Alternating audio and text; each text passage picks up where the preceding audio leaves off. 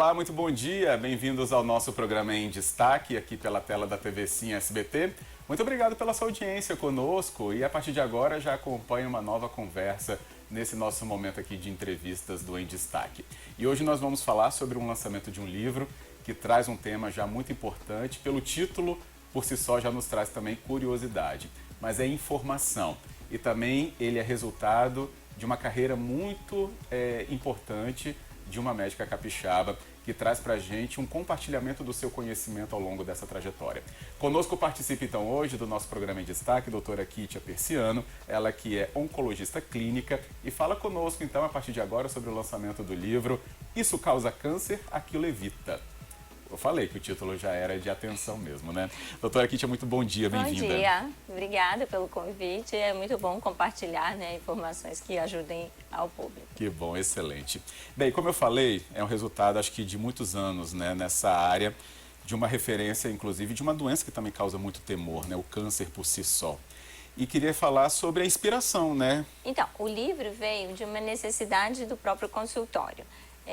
Quando você recebe o paciente, às vezes ele vem para uma coisa, por exemplo, uma pinta suspeita, né, de ser câncer. Mas você vai fazer a história do paciente, você vê que ele fuma, que ele está acima do peso, tem pré-diabetes. Então, quer dizer, a pinta não é nada. Ele procurou por uma coisa que não vai ter nenhum problema para ele, mas ele tem um monte de risco de doenças, né, e inclusive o câncer.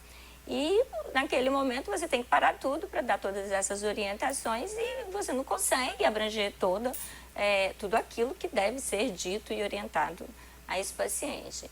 Então, durante o coronavírus que eu tive mais tempo, eu falei, não, eu vou fazer vídeos explicativos para cada assunto desse, porque a gente começa um bate-papo no consultório, a pessoa vê o vídeo e depois a gente conclui, né, como é que a pessoa pode se adaptar e fazer aquilo que é melhor, né, sobre, tipo, parar de fumar, fazer uma dieta para pré-diabetes. As pessoas não entendem que pré-diabetes não é para parar de comer açúcar e que é reversível. Quem tem pré-diabetes tem que emagrecer. O organismo muda o jeito do metabolismo, porque nosso depósito de gordura é genético. Eu já estou começando aqui a dar spoiler do livro, entendeu? O nosso depósito de gordura, de cada um de nós é diferente. Por isso os homens morrem mais cedo. Os homens, a gordura não tem gordura de formato, né? Como a mulher do quadril, da coxa, ela já vai para dentro da barriga dos órgãos. Por isso o homem não faz lipoaspiração. Ele não tem gordura entre a pele e o músculo como a mulher. Então, na hora que você estoca muita gordura e acaba o seu poder de armazenar, porque ninguém vai explodir, que nem Dona Redonda, você começa a consumir a gordura para produzir energia ao invés da glicose. Sobra a glicose fora da célula, ela começa a ser eliminada para o rim. Então, por isso que o pré-diabetes aí causa problemas, né, de rim, da retina, que são microvasos, aquele açúcar vai lesando. E a pessoa, quando ela vai engordando, isso vai piorando essa situação. E aí, você fica mais ou menos uma média de 8, 10 anos nesse pré-diabetes até instalar o diabetes. E as pessoas simplesmente tomam remédio, abaixam a taxa e acham que está tudo bem. Não está nada bem. Primeiro, ninguém orientou que isso é reversível. Que se ela emagrecer, ela deixa de ser pré-diabética sem o risco de daqui 8, 10 anos virar diabética com todos os riscos, né, de mortalidade da diabetes. Então, assim, fui criando vídeos, né, dando todos esses tipos de orientação. E quando eu tive tempo para isso, né, o coronavírus veio e ele ajudou em alguns aspectos. Lógico que foi terrível, mas momento, né, que foi favorável, assim. Criou algumas coisas boas. E aí, quando chegou mais uns 2, 3 anos fazendo esses vídeos, eu falei, gente, isso dá um livro. Porque aí começam os vídeos a ficar desorganizados, você já não sabe ali onde procura, né? Eu tenho um canal no YouTube, mas já fica ali. E aí falei, dar um livro. Então, o que eu fiz? Os próximos vídeos eu já escrevia como um capítulo de um livro, com as bibliografias médicas, e eu passei a resgatar os vídeos antigos, reescrevê-los, atualizá-los e também resgatar as bibliografias que eu pesquisei para criar, né, aquele vídeo. Todo o livro e todo o assunto tem bibliografia científica médica, tá? Excelente. E aí,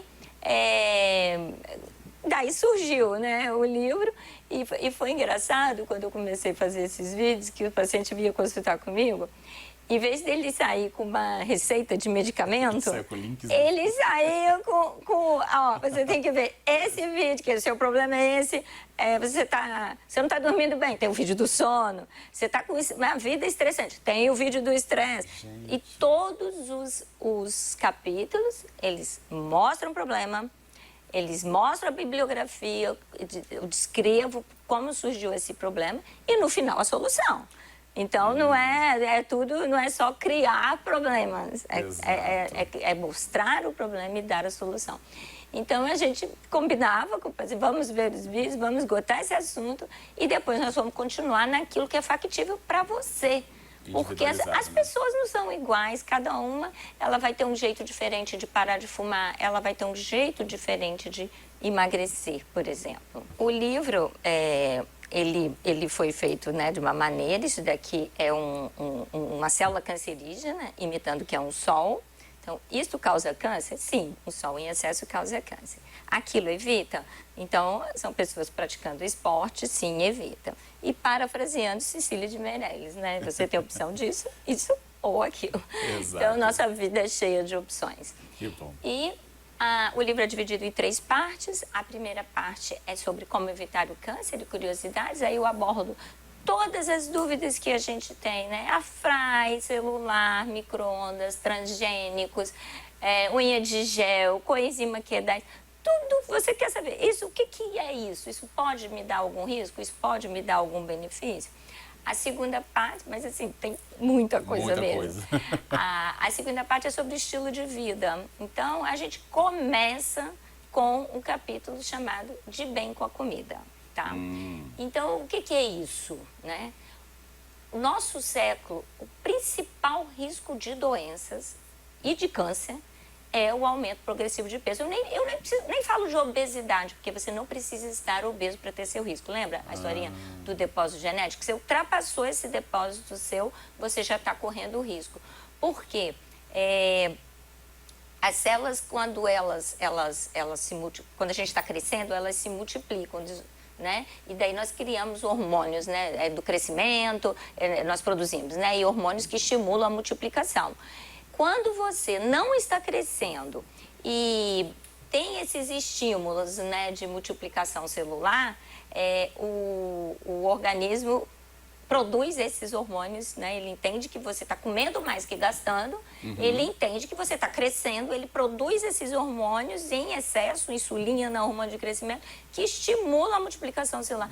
Uma célulazinha que desgarrou, pronto, você vira o câncer. Então, você estando acima do peso, você tem um risco de ter câncer. E, lógico, infarto, derrame, diabetes, né, apneia de sono, miocardiopatia, refluxo, diversas doenças relacionadas com a obesidade. Sim. Então, é interessante que normalmente, o que a pessoa quer? A pessoa quer uma coisa mais fácil. Ninguém está feliz de estar acima do peso. Ninguém está feliz. Todas as pessoas acima do peso já tentaram algum tipo de dieta.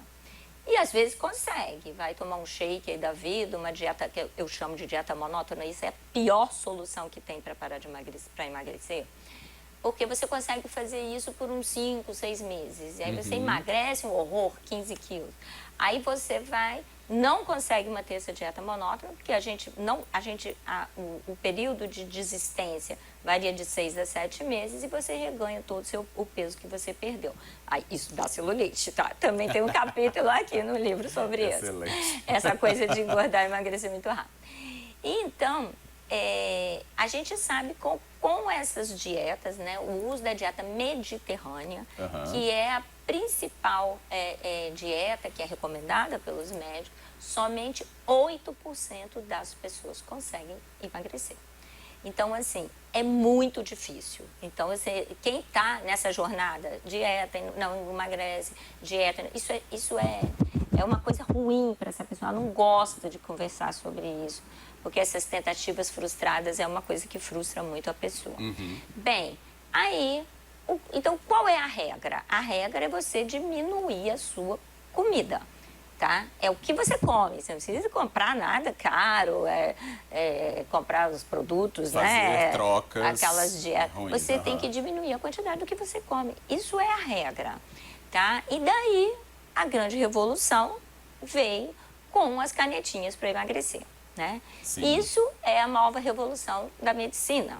Então, tem um capítulo aqui sobre as canetinhas. Exatamente, já gente, tem. O livro é mais atual ainda que a gente pensava. E aí é o seguinte, essas canetinhas para emagrecer, elas emagrecem mesmo, porque elas tiram o apetite. E elas têm uma efetividade, assim, é quase 100% das pessoas que tomam conseguem emagrecer. E o melhor, ela diminui em 65% o risco de mortalidade. Não tem nenhum medicamento, nenhuma atitude que dê tanto impacto na sobrevida, no aumento de vida, do que as canetinhas de emagrecer. Então, ela veio para revolucionar. Você perdendo peso, você deixa de ter todas as doenças relacionadas à obesidade, né? Então, como eu já disse, infarto, derrame, diabetes e o câncer, tá? Certo. Então, o que acontece? E por que eu estou falando isso, relacionando isso com uma dieta mediterrânea, né? Que é a dieta ideal. Nós temos no nosso cérebro uma memória do prato.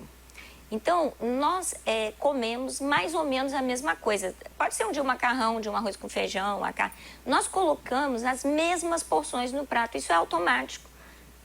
Às vezes você vai comer fora, a comida está um pouco melhor, você até repete, mas o primeiro prato é sempre igual. Então, isso é uma coisa muito forte de dentro do nosso cérebro. Pode ser que, à medida dos anos, as pessoas vão aumentando, elas vão aumentando o peso, né? As mulheres normalmente aumentam os 500 gramas por ano, homens mais 600, 800 por ano no decorrer da vida, porque ela vai se permitindo e mudando um pouco essa memória do prato, ou então diminuiu a quantidade de exercício. Essa memória do prato, ela não muda logo, por isso as dietas não funcionam. Para você fazer uma coisa efetiva e emagrecer e essa memória cerebral mudar, você precisa de no mínimo 10 meses. Então, quem consegue manter uma dieta mediterrânea, uma dieta lá do shake, uma dieta que for, por mais de 10 meses, realmente mudou a memória do prato, ela vai conseguir fazer um prato menor. Essas injeções é a mesma coisa. Tá. Então, tem gente que está um pouco acima e virou moda, né? É um clique, 2 cliques, 3. Então, um mês, aí ela vai lá, perde os 5 quilos que ela estava mais, fica toda feliz. Não adianta nada. Não adianta nada. Ela vai ganhar, ela não vai ganhar rápido, né? Sim, entendo. Porque ela ficou um tempo sem comer, ela vai ficar um pouco meio consciente que não pode comer tanto, vai até melhor, mas ela vai ganhar lá os 400 gramas por mês, 400 gramas por mês, daqui um ano, ela já está com o peso todo de volta. Então, quem usa a injeção tem que porque não é barato, ela tem que se programar financeiramente, né? Para usar essa injeção por no mínimo 10 meses, mesmo que ela já tenha atingido o peso ideal. E daí o que pode fazer, né? Eu não sou endocrinologista, eu não receito a injeção, mas o que eu vejo é, tipo assim, eles podem estender paciente a cada 15 dias, coloca a dose menor, você tem que fazer uma manutenção, senão não dá certo. Justo. Gente, quanta informação, né? E tão atualizada a doutora Kítia trazendo então pra gente. Acho que abordagens que realmente estão impactando você acompanhando essa entrevista também e já te fazendo pensar sobre o seu próprio comportamento. Na volta do nosso intervalo, então, a gente continua ainda trazendo mais informações e agradecendo, obviamente, a presença da doutora aqui com a gente hoje. Então, na volta do intervalo, mais informações ainda no nosso Em Destaque sobre o lançamento do livro Isso Causa Câncer? Aquilo Evita. A gente volta já.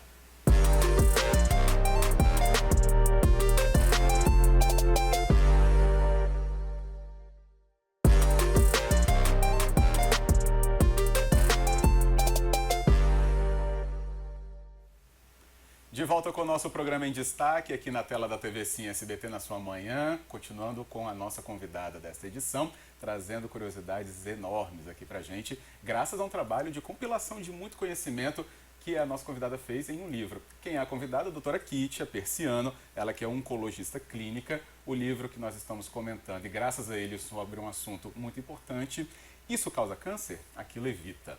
Um lançamento recente da doutora, inclusive, aqui no Espírito Santo. Já falamos que o evento foi importantíssimo até para reunir a classe médica, os admiradores de um trabalho tão importante também, que daqui a pouco a gente fala. Mas o importante é o impacto dessa publicação também para o conhecimento de todos nós. A doutora já usou o primeiro bloco aqui, nos esclarecendo tanta coisa inclusive até das mais recentes também, como as canetas emagrecedoras, né? Mas acho que a gente pode também já falar daquelas grandes curiosidades que são muitos mitos propriamente, ou quem sabe são verdade, vou deixar ela responder, né? Por exemplo, né, daquilo que a gente tem, doutora, de um hábito de acreditar que refrigerante causa câncer, o uso exagerado, churrasco e comidas, os embutidos, né, que se falam, seu uso também constante e de grande quantidade traz problemas. Você falou até do exemplo do micro-ondas e air fryer. Então vamos lá. Nós temos os alimentos comprovadamente cancerígenos, não? Então, isso é sabido.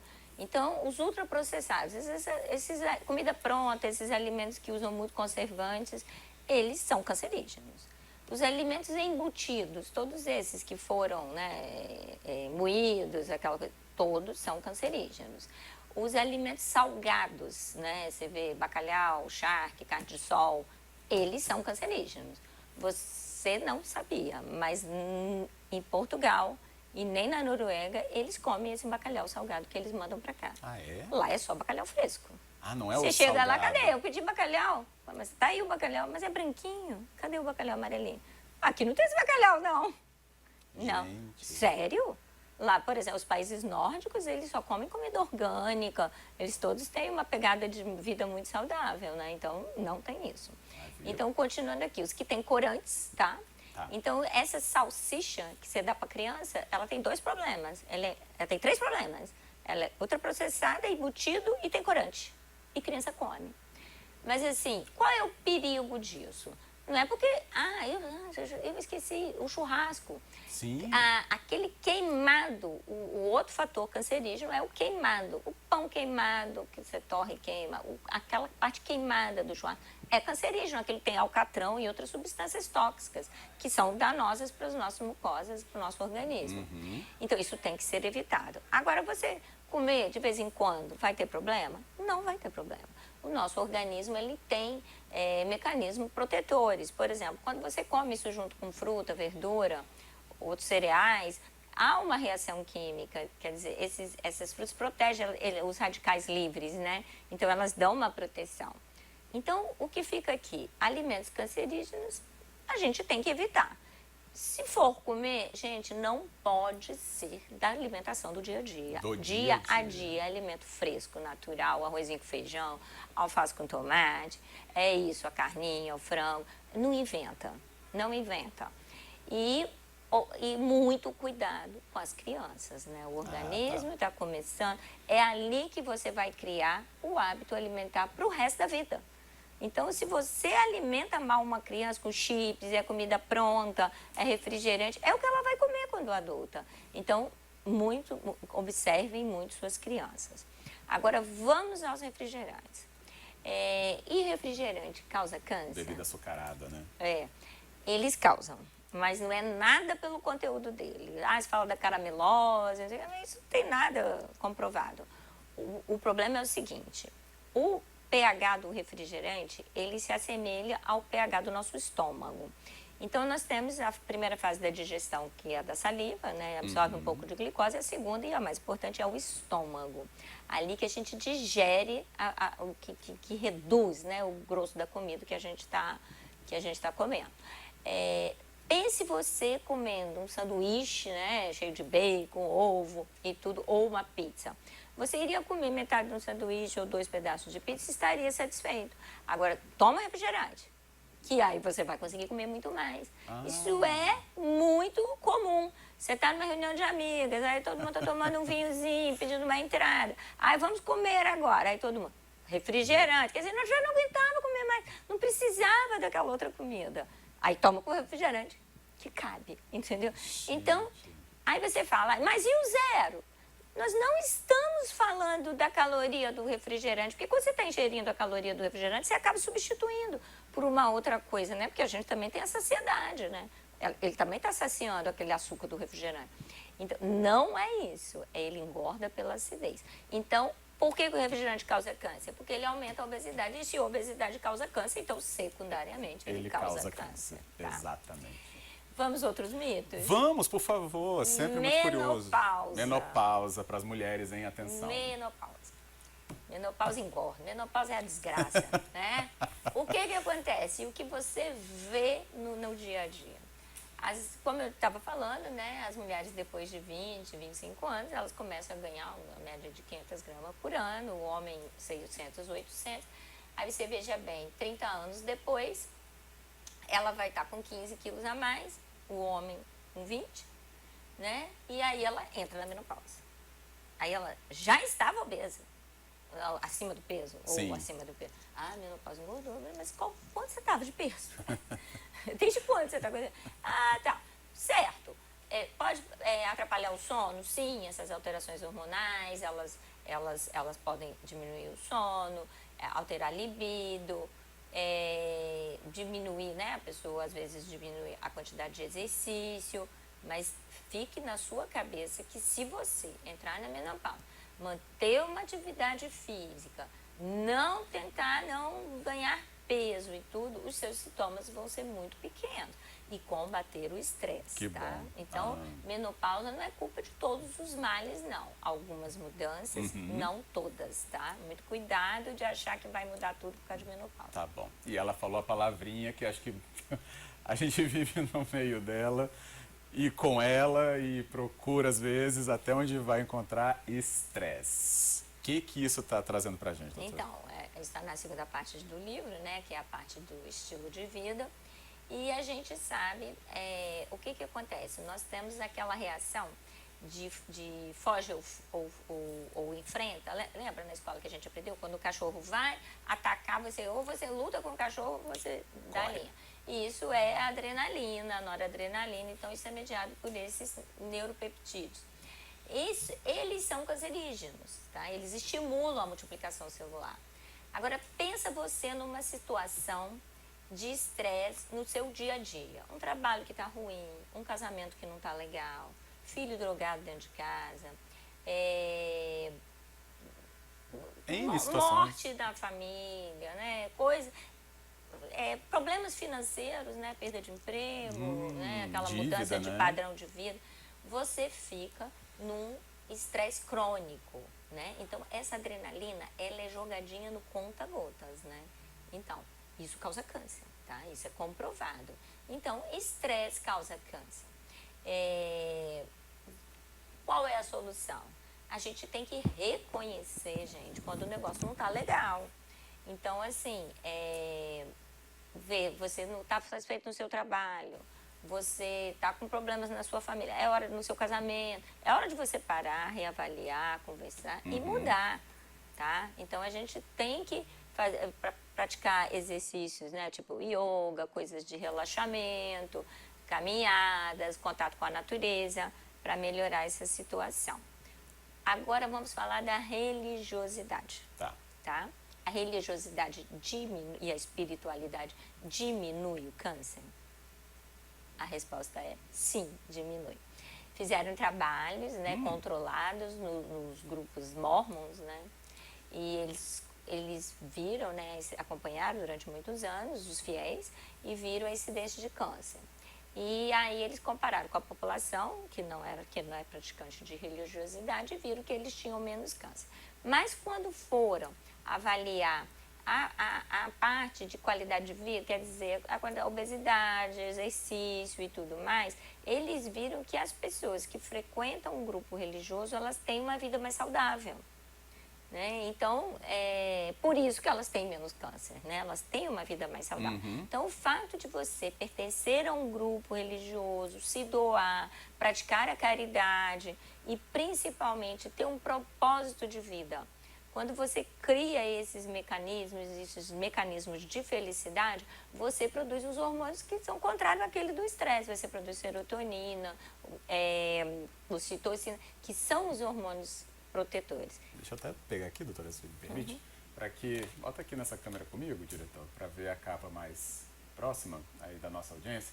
Acho que é muito importante que a gente saiba que um conteúdo desse está à disposição, inclusive feita, né, por uma profissional do nosso Espírito Santo, que isso então fique atento, traga essa transformação de vida. Se você, por acaso, né, tenha já essa preocupação com a alimentação, sabe agora que então ela é o eixo central de tudo, pelo que eu entendi. Sim, não é? É o principal. Para a gente então ter essa transformação muito mais efetiva e direta, que o seu comportamento então que pode estar ligado a condições, né, sob estresse, que você repense sobre isso. Se o exercício não entrou na sua vida de uma maneira muito mais efetiva, saiba que ele tem ganhos não só para o peso, não é isso? Sim. E queria até que você falasse, doutora, nessa parte final do nosso programa, aproveitando obviamente sua trajetória tão importante, de tanta relevância para o Espírito Santo, construída, né, com uma dedicação enorme, procurando os grandes centros de excelência, né, a convivência justamente com as pesquisas, para poder chegar num momento desse que reúne parte disso, né? Obviamente não tudo, mas uma parte muito significativa. Como é que foi olhar para essa trajetória e ver um pouco reunido aqui também? Então, logo eu sou a primeira oncologista clínica aqui do estado, né?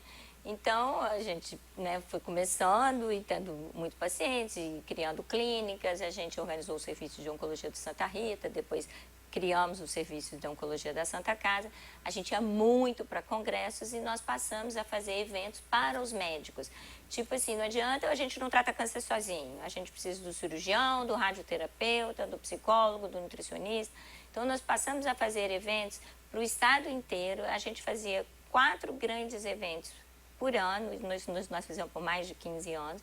Então, era o Clube da Mama, o Grupo do Pulmão, Urologia e Digestivo.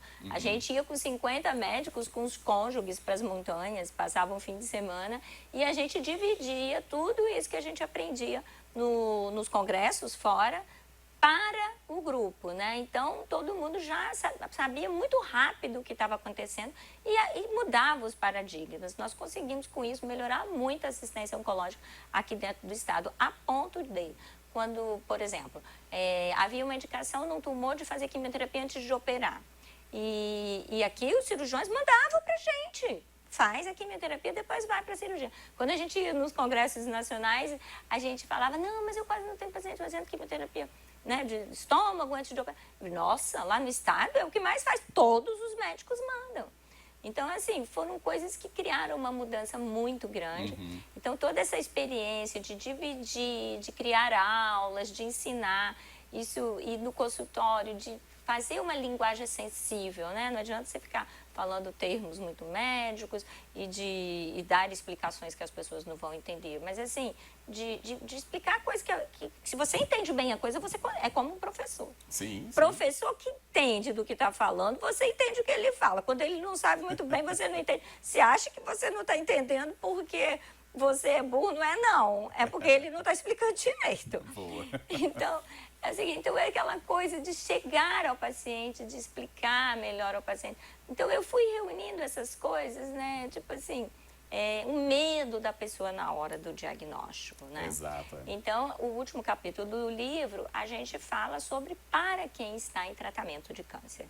E o primeiro capítulo eu me acabei de me diagnosticar com câncer, e agora?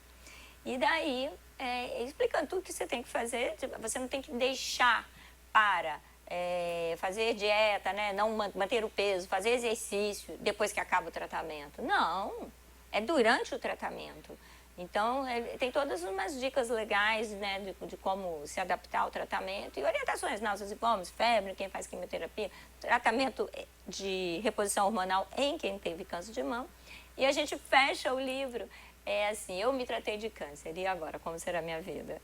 Então, é bem instrutivo, né? Sim. Não só para quem quer evitar o câncer, mas para quem está na jornada do tratamento do câncer. E no pós dele também.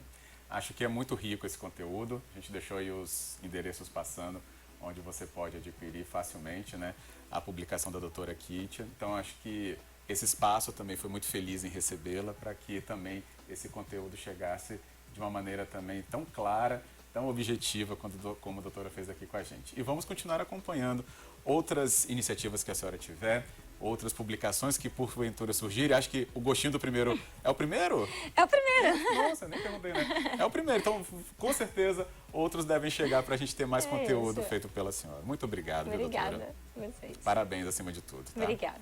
Então, a gente saindo agora, né, nessa manhã, refletindo. Muitos, com certeza. Outros, ainda, então, mais aprimorados nesse conhecimento que a doutora compartilhou com a gente na nossa Manhã do Em Destaque. Agradecemos então a sua audiência e o convite para voltar na próxima edição. Até a próxima, então.